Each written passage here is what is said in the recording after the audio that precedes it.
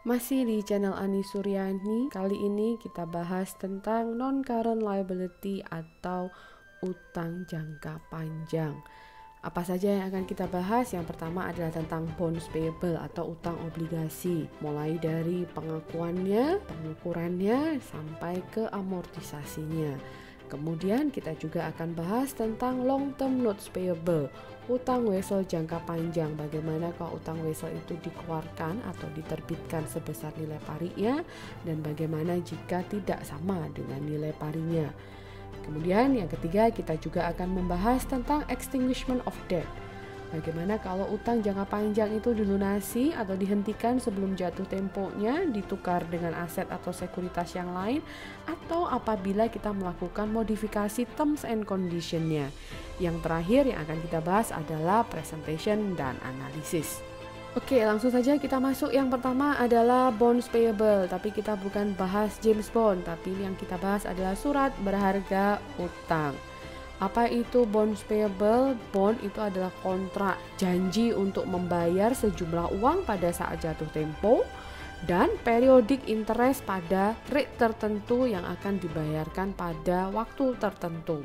Pembayaran kupon atas obligasi ini biasanya dilakukan semi-annually, setiap 6 bulan sekali, tapi tidak menutup kemungkinan pembayaran kupon itu dilakukan secara bulanan. Kenapa perusahaan menerbitkan obligasi? Karena dia membutuhkan uang dalam jumlah yang besar dan terlalu besar apabila harus pinjam ke bank, makanya dia lebih memilih untuk menerbitkan obligasi.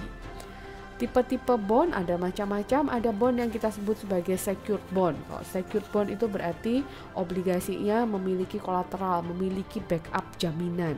Sedangkan debenture bond itu yang tidak punya jaminan. Kalau tidak punya jaminan, kenapa dibeli orang? Ya karena high risk high return. Yang tidak memiliki jaminan biasanya memberikan return yang lebih tinggi. Kemudian ada term bonds. Term bonds itu yang ketika jatuh tempo dibayarkan pokoknya. Serial bond itu yang dicicil pembayarannya. Callable bond adalah di mana issuernya, penerbit obligasinya memiliki hak untuk meredeem atau menghentikan bond sewaktu-waktu sebelum jatuh tempo. Kemudian ada obligasi yang kita sebut sebagai convertible bond, di mana bisa dikonversi dalam bentuk sekuritas lain.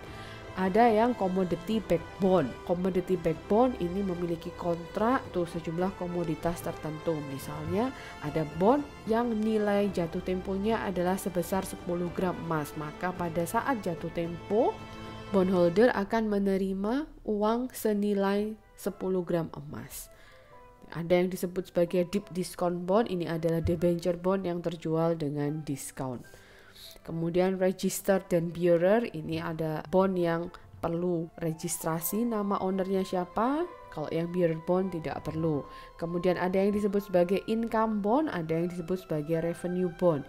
Income bond itu akan memberikan pembayaran kupon apabila perusahaan mendapatkan profit. Revenue bond, bunga akan dibayarkan kepada bondholder sekian persen dari jumlah revenue yang didapatkan perusahaan. Nah, selain tipe-tipe bond tadi, ada yang disebut sebagai bond rating. Nah, jadi kalau Anda amati di sini ada issuernya, adalah penerbitnya.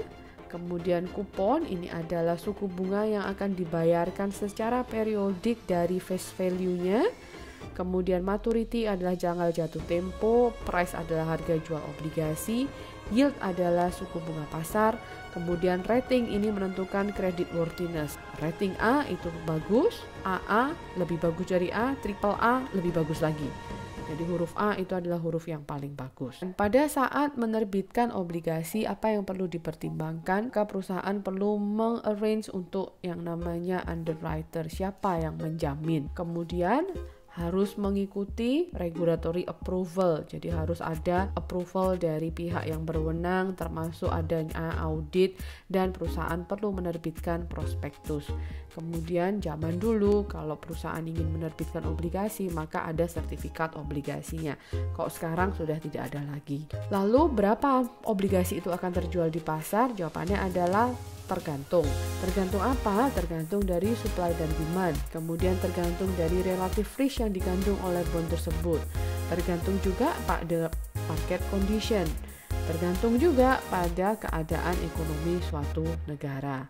Biasanya bond itu dinilai sebesar present value dari expected future cash flow yang terdiri dari interestnya, pembayaran kupon, dan juga prinsipalnya. Jadi interest payment dan principal payment ini di present value kan untuk menentukan berapakah nilai wajar obligasi pada saat dia diterbitkan. Nah, dalam obligasi kita kenal ada dua interest.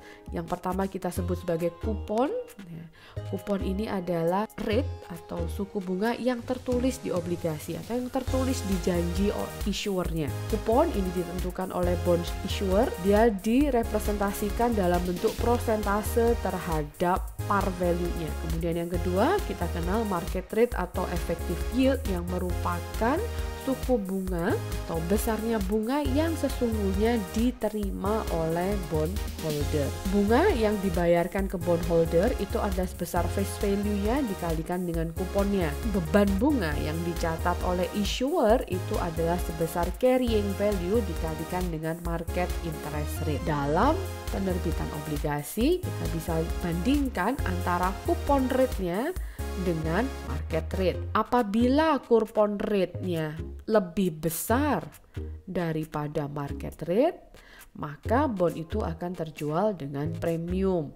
Sebaliknya, apabila kupon rate bond 8% sedangkan market rate adalah 10%, maka market rate lebih besar daripada kupon yang ditawarkan, maka bond itu akan terjual dengan diskon.